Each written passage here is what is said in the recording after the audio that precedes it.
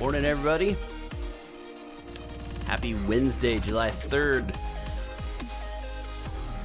One day before we start the celebration.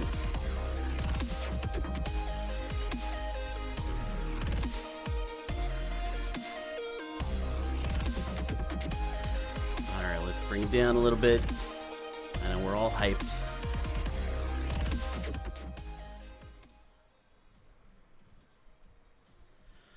Well, I hope you guys are having a wonderful, fantastic Wednesday. Again, July 3rd. I hope we're all ready for the festivities to begin in the U.S. For those of you who don't know, it is, of course, Independence Day tomorrow for the United States, which is a celebration of our breaking off and telling those crazy Brits, we're done with you. You know, it's not you, it's me. That's basically what we said. So, that was a long time ago, right? 1776 is what we typically celebrate it as, even though the process started long before that. Today, I was right. Steve was right. That's right. I'm just gonna pat myself on the back today. I'm gonna show you guys that I was right. That's right. Steve's smart. I'm just crazy smart guy. All right, let's figure out why here in a minute.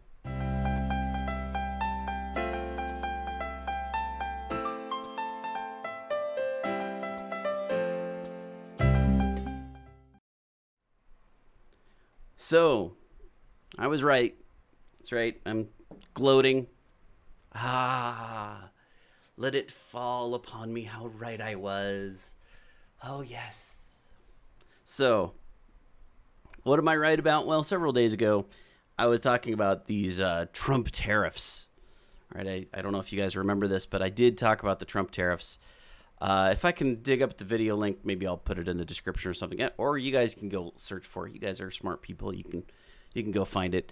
But, yeah, I was talking about the Trump tariffs and how, look, I get it. First of all, I want to say I am not a Trump fan. Okay, I think people who know me know I am not rah Trump. I think the guy is a really, really bad president. Okay, I do. But I can't discount some of the good things that he's done. And sometimes he's seeing things in a way that a lot of people are not really seeing.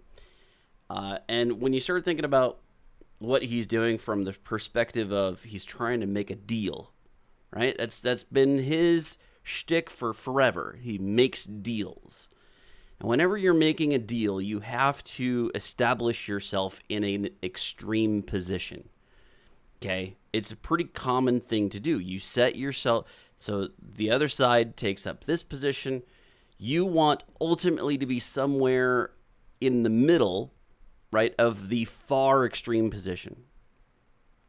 So a lot of what he says, I look at it and I think through that prism, right? What is he trying to do? If he's trying to make a deal, then that's probably why he's saying the things that he's doing and doing the things that he's doing.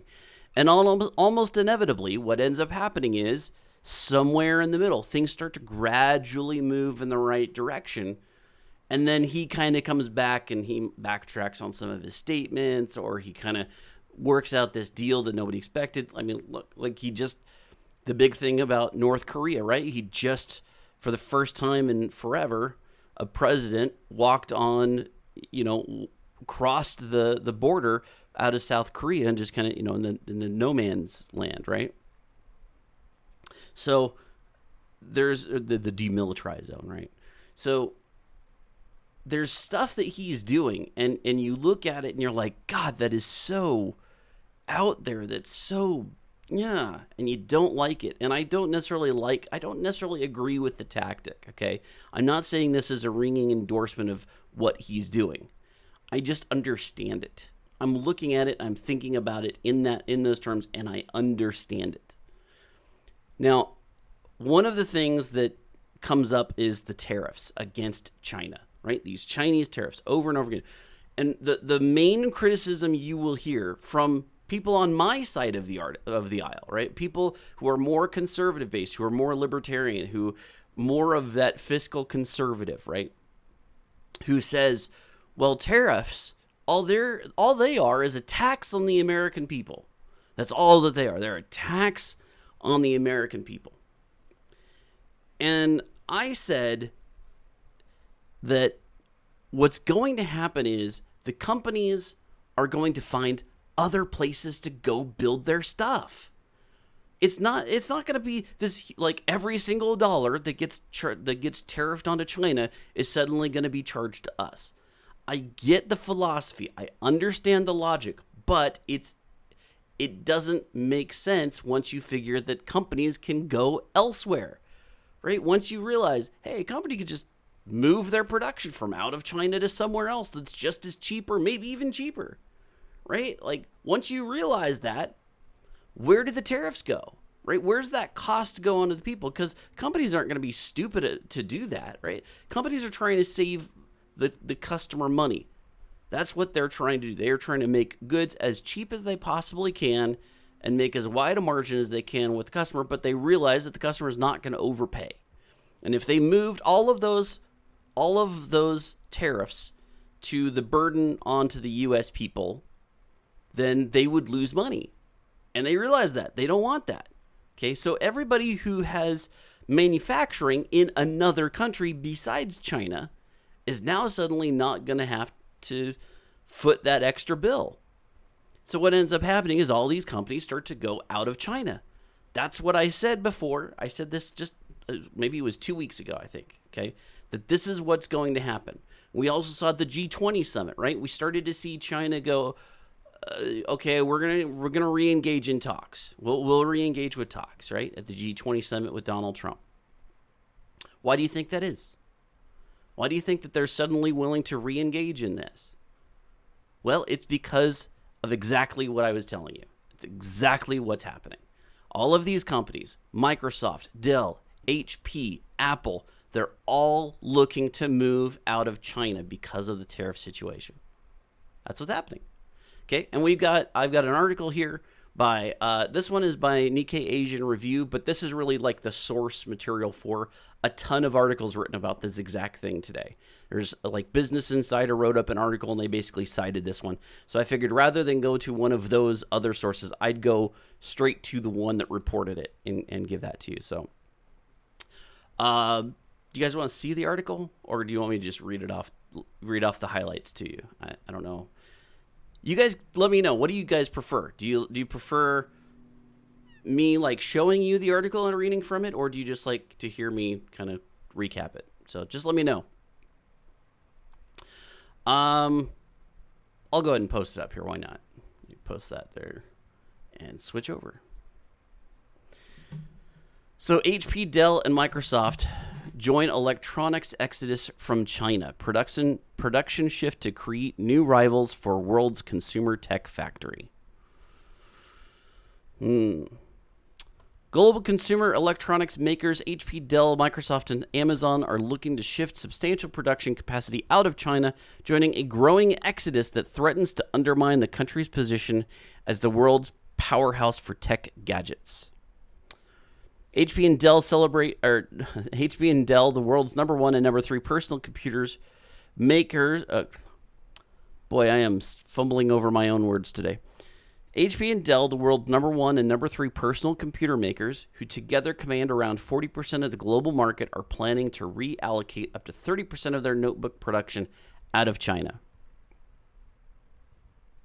Yeah. Microsoft, Google, Amazon, Sony, and Nintendo are also looking at moving some of their game consoles and smart speaker manufacturing out of the country. So HP, Dell, Microsoft, Google, Amazon, Sony, Nintendo, all threatening to leave China and move their production to somewhere else. Gee, I wonder if anybody saw this happening. I wonder if anybody saw this coming. All right, I should probably stop that. You guys are probably getting like annoyed with Steve. Okay, so makers such as Lenovo Group, Acer, Asus, Asus Tech Computers, which is just Asus, right, are also evaluating plans to shift. So Lenovo, Acer, Asus, Microsoft, Google, Amazon, Sony, Nintendo, HP, Dell, Apple, right? They're all looking at leaving China. They're all looking to leave. Tech companies' plans, spurred by the bitter trade battle between Washington and Beijing, have not changed despite the truce that was struck between the U.S. President Donald Trump and Chinese President Xi Jinping at last weekend's Group of 20 summit in Osaka. Rising costs in China were also prompting manufacturers to examine alternatives. So they're saying it's not just the tariffs, it's also the rising costs in China. Well, why do you think there are rising costs in China? Maybe some tariffs? I don't know. Apple is exploring the cost implications of moving up to 30% of its smartphone production. Manufacturers of servers, networking products, and some key electronic components are shifting out of China, often at the request of U.S. customers. So not only is it the tariffs that's causing the manufacturers to say, well, maybe we shouldn't go here, but it's also the fact that the clients of those companies are requesting to be moved out of China, right? We saw that with that chip manufacturer that I mentioned. I can't remember off the top of my head who the chip manufacturer was, but they were moving because there was this big bombshell of an article saying that China was planting a chip on these motherboards, right? And so even though they couldn't actually confirm this, the PR of it just exploded, and they had to move out of China. They had to move their production out of China. So there's requests to move out of China by people. There's companies moving out of China because of the tariffs. It's all starting to kind of slow the growth of China, right? It's starting to really, really become impactful and painful on them. China's electronics exports, which have powered the country's decades-long growth, China is the world's biggest producer of PCs as well as smartphones. So it's a big blow to them, right? Tech companies have been hit hard by the trade conflict. Tariffs slapped on $250 billion worth of Chinese imports to the U.S. Also, key data centers, Quanta Computer, Foxconn Technology, Inventec, have already all moved their production out of China to Taiwan, Mexico, and the Czech Republic. So there's data centers have already moved, right? We just see like all of these chips are starting to fall. All these chips are starting to fall. After the tariffs, the Chinese goods took effect on September 24th. We started to manufacture and ship servers outside of China from October, said an executive of a Taiwanese server manufacturer. Sparking concerns over job losses in China and the country's economic growth, which has already hit its slowest pace since 1990. Whew. Yeah. Right? Like, that's going to get in China's dander, right? They're really going to start, wait. We're slowing down. And you have to understand, they are an economic powerhouse right now, almost entirely because of this sector. So we're hitting them right where it hurts. And that's the point. That's the point that I'm trying to get to. I'm not a fan of Donald Trump. But I think he saw the opportunity. I'm not calling it 4D chess. I'm not one of those people that says, oh, he's just got this. He's so much smarter than everybody. He sees the board so much better than everybody else. But I do think that oftentimes both sides of the aisle can be very short-sighted in what the advantages are. What are the consequences? What are the dominoes that are going to fall when this happens? And I think we're starting to see some of this start to finally play out, right? They started in September. It's now several months later, right? We're talking like 8-9 months later before we actually start to see some of the I wouldn't say good, but it's kind of the efforts start to come to fruition, right? The things start to fall that need to fall in order for the relationship to be remended, if you will. The U.S. could expect to feel some negative impact from the shift as products there could be more expensive, but China would feel the rest as the country's economy would have to brace for a further slowdown, and many factory workers need to look for jobs elsewhere. So, yeah, I mean, I think the impact on the U.S. is minimal, again, because all these companies are going to be moving their manufacturing, and there is a cost to doing that, right? There is a cost from those manufacturers to figure out how to set up, go create those new facilities, hire all the new employees, and get manufacturing up and running. But the thing is, they've had 9 or 10 months to figure this out, right? They've had since September to really start to, okay, this is going to be something that's going on. We should probably do something about it. And so they are. And now, again, we're starting to see the fruits of that labor. So in Chongqing, which is one of the largest, so in China, it's one of the big towns that does, big cities that does a lot of the manufacturing. A local government official said that China's hiked production costs could have already led to decline in global orders. Now the uncertainties associated with the trade war are adding insult to injury, the official said. HP has drawn up plans to move some 20 to 30% of production outside of China. So that's HP is moving 20 to 30% out of China. Looking at gradually building a new supply chain in Thailand or Taiwan. The production, so good for Taiwan and Thailand, right? Like all the people that are living there, they're going to get a nice little economic boom here, right? Dell has already started a pilot run of notebook production in Taiwan and Vietnam and the Philippines. The production could shift. I was talking about HP here, right? The production shift could kick off as early as the end of July, September quarter. So, yeah, HP is already ready to move. They're ready to move by the end of the third quarter this year. So yeah, Dell has already started a pilot run of notebook production in Taiwan, Vietnam, and the Philippines. Vietnam is kind of an interesting one there, right? Vietnam, that's and if you start to look at also some of the global landscape, we're starting to build a little bit of a bridge with North Korea. China's influence on North Korea is a big one, right? That's kind of where that is. So if we can suddenly start to have a little bit of a better pathway with North Korea, then some of that Chinese dependency might be a disadvantage to North Korea.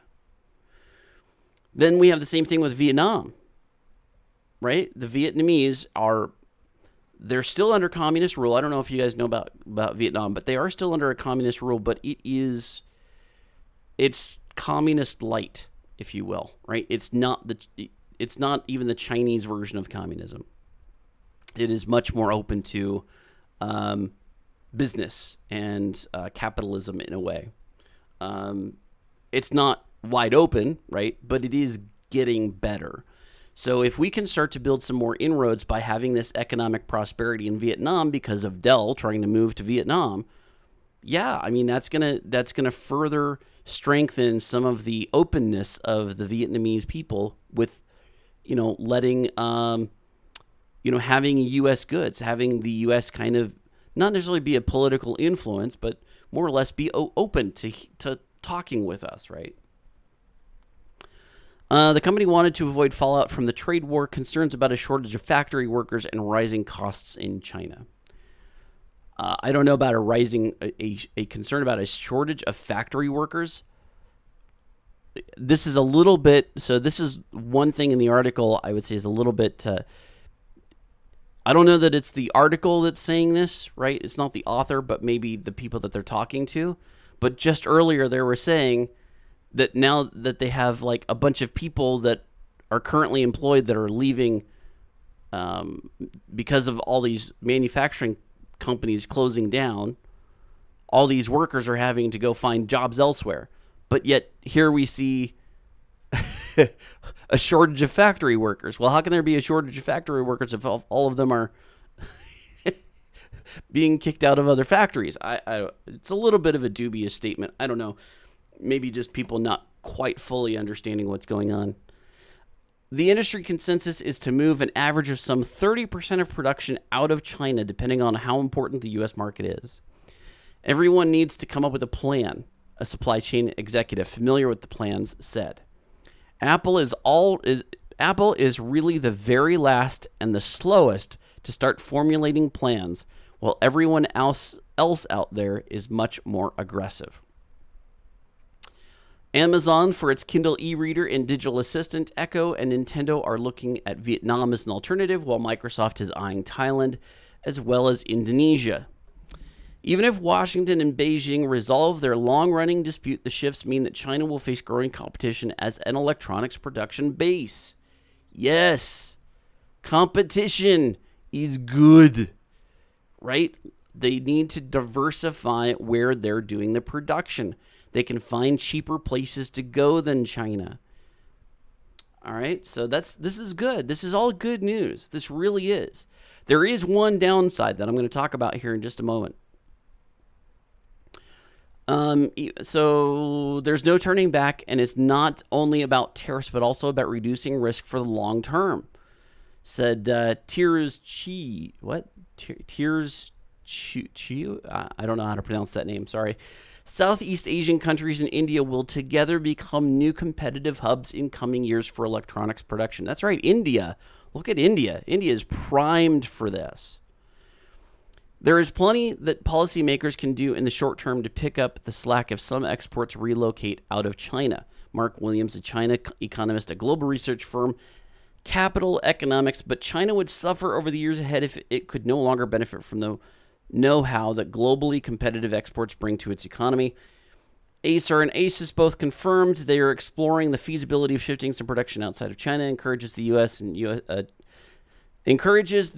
and Chinese governments to continue dialogue to resolve outstanding issues. Okay, so there, I read through the whole thing. I'm sorry to bore all of you guys with just reading what's on the text there, but again, this is the way that the dominoes were going to fall. Okay, if you think about it, it makes total sense. In this global economy, there's other countries besides China to move your manufacturing. There's plenty of other very cheap labor out there. So this was totally predictable, and I think that there's good here, but at the same time there is a drawback.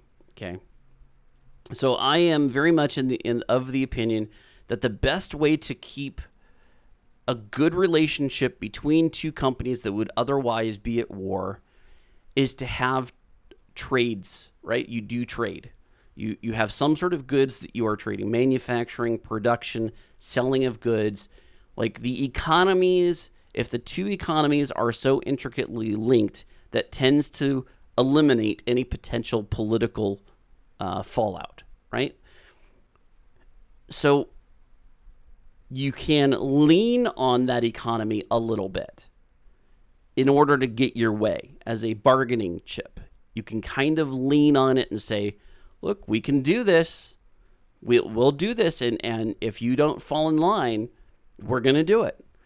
And the other thing is you have to back up the threat, right? Like Donald Trump threatened. Everybody laughed at him, said, oh, you'll never do that. And then he did it. So now everybody's like, oh, wow. So this guy is willing to actually go forward with it. This guy's actually willing to move forward with those plans. Shoot, I guess we better listen to what he's saying and like take it to heart, right? If you're going to threaten something, you have to do it at least once. You have to follow through at least once to prove to everybody that you're willing to really do it, right? We can do this. And that's kind of what Donald Trump has done here. There were a ton of naysayers that said he'll never do it, and then he did it. Right? Things just got to that point where I don't see how he could have not have done it because of all the people that said, "Oh, he'll never do it." If he didn't do it, people would be like, "See, he's just jelly. He just folds under pressure." That's what they would have said. So, again, I'm not a fan of this guy, okay? I'm not a fan. I know it probably sounds like I'm a fan of Donald Trump. I am not. I just see what this is. I see it for what it is.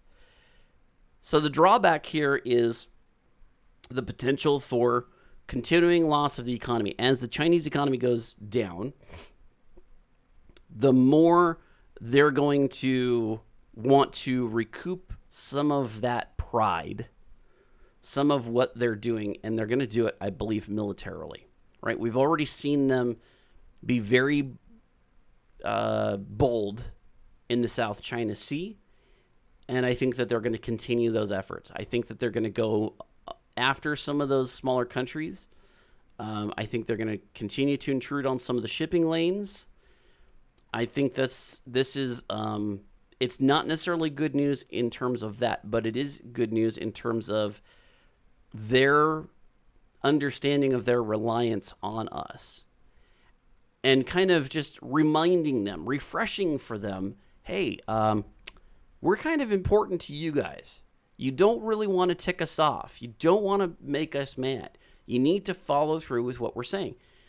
And in some ways, that makes us the bully, right? That makes the United States the bully and the aggressor in this instance. This is one of the things that is kind of dubious about American politics. There's a lot of good that we do on the global stage. There's a lot of good that we do. There's also a lot of bad. I don't think that we can... I mean, you look at the wars that we've started, the conflicts that we've began, and almost every single one of them started with good intentions. And this is always the problem. Good intentions alone do not make reasonable cause, right? They don't give you the proper, adequate reasoning for going in, just because it's a good intention. There is some differentiation here that I have with the libertarians. Like, the Libertarian Party is much more hands-off than I am about this. I do think that sometimes the U.S. government is that police of the world, right? We do have a certain responsibility because we are such a global economic powerhouse. We do have a responsibility to other countries, but we have a responsibility to those countries that have already aligned themselves with us. That's the thing, right? If a country is willing to, is relying upon us and is being our friend, then we have a responsibility to be their friend too. But that doesn't mean we go into Libya. Yeah, to a certain extent, that means we don't go into Iraq, right? Survivalizer says, I'm a libertarian Yang supporter. What does that make me? Crazy? Yes, it makes you crazy, because that dude he is a smart guy, but there's some of the things that he says, I think he's just ignoring reality, honestly. But at the same time, I think he's a lot smarter than over half, probably. I think he was probably the smartest guy that was actually up there on stage the night that he was debating. He may not be now smart in terms of politics. No, I don't think he's smart in terms of politics. And unfortunately, that means he's probably not going to win. Okay, you have to be a politician extraordinaire in order to win on the political stage. He is just a smart dude. Have you watched his UBI math breakdown? No, I have not. Again, I fully admit, I have seen some interviews with Andrew Yang. He is a smart individual. He's got some interesting policy ideas. I don't agree with the overwhelming majority of his policy ideas, but I still think that he's a smart guy. And unfortunately, the smart people tend to lose in the political stage because they're too honest. That's the thing. Smart people tend to be much more honest because they see reality and they express the reality of the situation. And unfortunately, in politics, that does not get you elected. Even though, which ironically, that's exactly what if you ask 1,000 people, 1,000 Americans, if they would vote for somebody who is honest, they would say absolutely. Like 99% of them, right? There's probably some wacko out there that wouldn't. But when it comes down to actual voting, that's not how they vote. They'll tell you to your face, this is what we want, and then vote the other way. Right? The most honest person that's up on stage is exactly who's not going to get elected. So that's why I don't think Andrew Yang is going to go anywhere, unfortunately. Okay. Again, I think he's a smart dude. I don't agree with the overwhelming majority of his policy positions, but he's not going to get elected anyway, so what does it matter? Okay, so China, I'm just going to go ahead and wrap this up here. So I do think that the China situation is one that we need to keep an eye on. There's good and bad here. The chips are not going to fall the way a bunch of the alarmists are saying, okay? This isn't going to be some giant cost on the American people. All of these tariffs, the $250 billion in September, or maybe it was 350. I can't remember the number. That's not all going to be paid by the American people. That's not how it works, because all these companies are going elsewhere. They're moving their production to somewhere else that's just as cheap or possibly even cheaper. It's creating an economic boom in those other countries, and the U.S. citizen is not ultimately footing the bill of all of those tariffs. What is happening, though, is the cost of moving is probably going to make a little tiny tick of a dent in how much those production costs are. And it's up to the businesses to decide, is this just something that we're going to eat, or is this something that we're going to pass on to the customers? And chances are the companies are not going to want to pass that along to the customer. Okay, especially in such a highly competitive industry as the tech sector is. And not as competitive as, I mean, you think about it, all of these companies that I mentioned, they're all on the stock market. They have stockholders that they are beholden to. They're not going to want to see the costs of the goods impact the market so that consumers stop buying the product, because that influences the bottom line in the markets. So yeah, this is the pressure on them is to just kind of eat it. That's unfortunately where it is. They've got to eat it. They might pass on a little bit of the cost in some new, innovative, creative ways, but they're not going to get, not the whole thing. It's going to be a tiny little sliver. It's going to be the move costs. That's what's going to hit the American people. All right.